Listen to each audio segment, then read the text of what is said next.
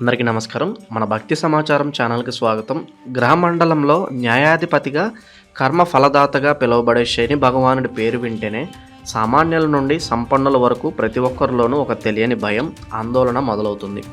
శని ఒక్కసారి మన రాశి వైపు చూస్తే చాలు జీవితంలో అనేక మార్పులు సంభవిస్తాయి. అయితే శనిదేవుడు కేవలం కష్టాలను మాత్రమే ఇస్తాననుకోవడం అపోహ మాత్రమే. ఆయన మనం చేసే కర్మలకు అనుగుణంగా ఫలితాలను ప్రసాదించే న్యాయమూర్తి. ప్రస్తుతం అనేక రాశుల వారు ఏళ్నాటి శని ప్రభావంతోనూ అష్టమ శని దోషాలతోనూ ఇబ్బందులు పడుతున్నారు. ఈ క్రమంలో మిథున రాశి వారికి అసలు ఏళ్నాటి శని ఎప్పుడు ప్రారంభమవుతుంది, ప్రస్తుతం శని సంచారం ఏ విధంగా ఉంది, రాబోయే 2026 సంవత్సరంలో మిథున రాశి వారి జాతక పరిస్థితి ఎలా ఉండబోతుంది, అలాగే ఈ ఏళ్నాటి శని ఎప్పుడు పూర్తవుతుంది, ఈ దోష నివారణకు ఎటువంటి పరిహారాలు చేసుకోవాలనే విషయాలను కూలంకషంగా జ్యోతిష శాస్త్రరీత్యా ఈరోజు మనం ఈ కథనంలో తెలుసుకుందాం. అసలు వీడియోకి వెళ్ళే ముందు మా చిన్న రిక్వెస్ట్, దయచేసి వీడియోకి లైక్ కొట్టి మీ ఫ్రెండ్స్కి షేర్ చేయండి. మన భక్తి సమాచారం ఛానల్ని సబ్స్క్రైబ్ చేసి ఫేస్బుక్, ఇన్స్టా, వాట్సాప్లో కూడా ఫాలో అవ్వండి. మిథున రాశి వారికి సంబంధించినంత వరకు గత కొన్నేళ్లుగా గ్రహస్థితులు అనుకూల, ప్రతికూల ఫలితాల మిశ్రమంగా సాగుతున్నాయి. ముఖ్యంగా శని సంచారం గురించి మాట్లాడుకుంటే మిథున రాశి వారికి ప్రస్తుతం ఏలినాటి శని గాని, అర్ధాష్టమ శని గాని, అష్టమ శని గాని లేదు. ఇది మిథున రాశి వారికి ఒక రకంగా ఊరటనిచ్చే అంశం. ప్రస్తుతం శని భగవానుడు కుంభరాశిలో సంచరిస్తున్నాడు. ఇది మిథున రాశి వారికి 9వ ఇల్లు అవుతుంది. దీనినే భాగ్యస్థానమని కూడా అంటారు. అయితే భవిష్యత్తులో శని గమనం మారబోతోంది. జ్యోతిష్య శాస్త్రం ప్రకారం శని ఒక రాశిలో దాదాపు 2.5 సంవత్సరాల పాటు ఉంటాడు. ఈ లెక్కన శని భగవానుడు తన తదుపరి గమనాన్ని ఎప్పుడు మారుస్తాడో, అది మిథున రాశి వారిపై ఎటువంటి ప్రభావాన్ని చూపిస్తుంది అనేది చాలా కీలకం. చాలామంది మిథున రాశి జాతకులు తమకు ఏలినాటి శని 2025లోనే వచ్చేస్తోందేమోనని, లేదా 2026లో ప్రారంభమవుతుందేమోనని ఆందోళన చెందుతున్నారు. కానీ వాస్తవానికి గ్రహ సంచారాన్ని లోతుగా పరిశీలిస్తే కొన్ని ఆసక్తికరమైన విషయాలు అర్థమవుతాయి. 2025 మార్చి నెలలో శని భగవానుడు కుంభరాశి నుండి మీనరాశిలోకి ప్రవేశించాడు. మిథున రాశి వారికి మీనరాశి అనేది దశమస్థానం, అంటే రాజ్యస్థానం లేదా వృత్తిస్థానం. శని మీనరాశిలో సంచరించినంత కాలం మిథున రాశి వారికి ఏలినాటి శని ప్రారంభం కాదు. ఇక 2026వ సంవత్సరంలో శని ప్రభావం మిథున రాశి వారిపై ఎలా ఉండబోతోందో నిశితంగా పరిశీలిద్దాం. 2026 మొత్తం శని దేవుడు మీనరాశిలోనే సంచరిస్తాడు. ఇది మిథున రాశి వారికి 10వ ఇల్లు కాబట్టి ఈ సమయం వృత్తి, ఉద్యోగ, వ్యాపారాల పరంగా అత్యంత కీలకమైనదిగా మారుతుంది. 10వ ఇంట్లో శని సంచారం ఉన్నప్పుడు పని ఒత్తిడి విపరీతంగా పెరిగే అవకాశం ఉంటుంది. మీరు చేసే ఉద్యోగంలో బాధ్యతలు పెరుగుతాయి. పై అధికారుల నుండి ఒత్తిడి ఉండవచ్చు, లేదా మీరు అనుకున్న సమయానికి పనులను పూర్తి చేయడానికి అమితంగా శ్రమించాల్సి రావచ్చు.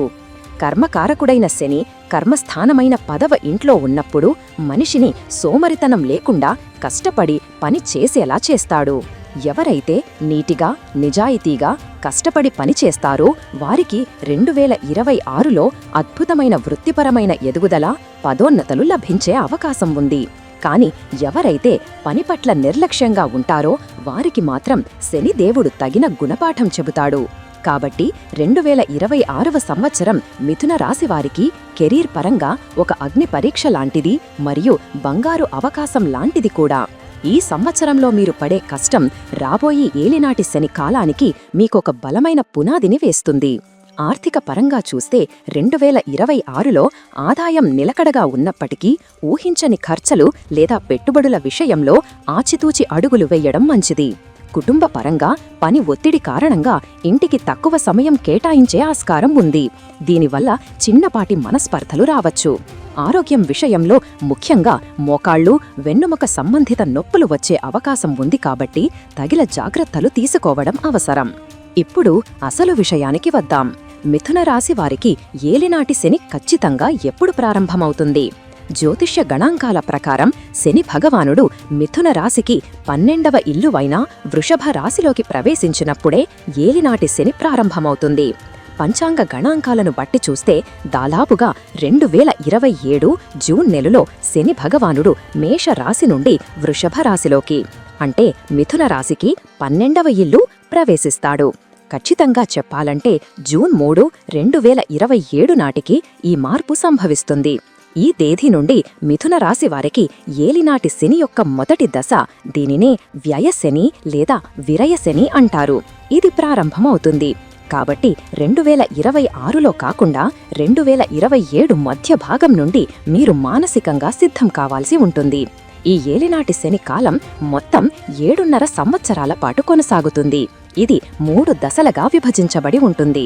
మొదటి దశలో శని వృషభ రాశిలో 12వ ఇల్లు, 2వ దశలో మిథున రాశిలో జన్మరాశి మరియు 3వ దశలో కర్కాటక రాశిలో 2వ ఇల్లు సంచరిస్తాడు. మొదటి దశ అయిన వ్యయశని కాలం 2027 జూన్ నుండి సుమారు 2.5 సంవత్సరాలు మిథున రాశి వారికి ఖర్చులను విపరీతంగా పెంచే అవకాశం ఉంటుంది. మీరు ఎంత సంపాదించినా ఏదో ఒక రూపంలో ఖర్చు కావడం, వైద్యపరమైన ఖర్చులు పెరగడం లేదా అనవసరమైన ప్రయాణాలు చెయ్యాల్సి రావడం వంటివి జరగవచ్చు. ఈ సమయంలో పొదుపు చేయడం చాలా కష్టంగా మారుతుంది. అలాగే విదేశీ ప్రయత్నాలు చేసేవారికి మాత్రం ఈ సమయం కొంత అనుకూలంగా ఉండవచ్చు. ఎందుకంటే 12వ ఇల్లు దూర ప్రదేశాలను కూడా సూచిస్తుంది. అయితే మానసిక ప్రశాంతత లోపించడం, నిద్రలేమి సమస్యలు వేధించడం వంటివి ఈ దశలో సాధారణంగా కనిపిస్తాయి. ఇక 2వ దశ, దీనిని జన్మశని అంటారు. ఇది ఏలినాటి శనిలో అత్యంత క్లిష్టమైన సమయంగా చెప్పబడుతుంది. శని నేరుగా మీ రాశిలోకే అంటే మిథున రాశికి వచ్చినప్పుడు అది మీ శరీరం మరియు మనస్సు రెండింటిపై ప్రభావం చూపుతుంది. ఈ సమయంలో ఆరోగ్య సమస్యలు తలెత్తడం, కారణం లేకుండానే భయం వేయడం, బంధుమిత్రులతో విరోధాలు, సమాజంలో అపవాదులు రావడం వంటివి జరగవచ్చు. వృత్తి ఉద్యోగాలలో ఆకస్మిక మార్పులు లేదా ఉద్యోగ గండాలు కూడా ఈ సమయంలోనే ఎక్కువగా ఉంటాయి. ఇక చివరిదైన 3వ దశలో శని కర్కాటక రాశిలోకి 2వ ఇల్లుకు ప్రవేశిస్తాడు. దీనిని పాదగ శని లేదా కుటుంబ శని అని పిలుస్తారు. ఈ సమయంలో ఆర్థిక ఇబ్బందులు తీవ్ర స్థాయికి చేరే ప్రమాదం ఉంటుంది. కుటుంబంలో కలహాలు, ఆస్తి తగాదాలు, మాట పట్టింపులు రావడం జరుగుతుంది. మనం మాట తీరు వల్లే మనకు శత్రువులు పెరిగే అవకాశం ఉంటుంది. కాబట్టి ఈ సమయంలో చాలా జాగ్రత్తగా మాట్లాడాలి. ఈ మొత్తం 7.5 సంవత్సరాల కాలం ఎప్పుడు ముగుస్తుంది అనేది కూడా ముఖ్యమే కదా. 2027 జూన్లో ప్రారంభమైన ఏలినాటి శని మధ్యలో వచ్చే వక్రగతులు, వెనుకకు మళ్లడం మరియు అతిచారగతులను కలుపుకొని దాదాపు 2034 సంవత్సరం చివరి నాటికి లేదా 2035 ప్రారంభం నాటికి మిథున రాశి వారికి పూర్తిగా వదిలిపెడుతుంది. అంటే దాదాపు 2035 మార్చి వరకు ఈ ప్రభావం ఏదో ఒక రూపంలో కొనసాగుతూనే ఉంటుంది. ఈ సుదీర్ఘ కాలంలో శనిదేవుడు మిమ్మల్ని రాటుదేల్చుతాడు. జీవితం అంటే ఏమిటి, బంధాలు అంటే ఏమిటి, డబ్బు విలువ ఏమిటి అనేది మీకు పూర్తిగా అర్థమయ్యేలా చేస్తాడు. శని ఇచ్చే కష్టాలు మనల్ని నాశనం చేయడానికి కాదు, మనల్ని బలవంతులుగా తీర్చిదిద్దడానికి అని గుర్తుంచుకోవాలి. అయితే ఈ ఏలినాటి శని ప్రభావం అందరికీ ఒకేలా ఉండదు. వారి వారి వ్యక్తిగత జాతకంలో శని యొక్క స్థానం, ప్రస్తుతం నడుస్తున్న దశ అంతర్దశలను బట్టి ఫలితాల్లో మార్పులు ఉంటాయి. జాతకంలో శని బలంగా శుభగ్రహాల వీక్షణతో ఉంటే ఏలినాటి శని కాలంలో కూడా అద్భుతమైన విజయాలు సాధించిన వారు ఎందరో ఉన్నారు. రాజకీయ నాయకులు పదవులు పొందడం, వ్యాపారవేత్తలు సామ్రాజ్యాలను స్థాపించడం కూడా ఇదే సమయంలో జరుగుతుంటుంది.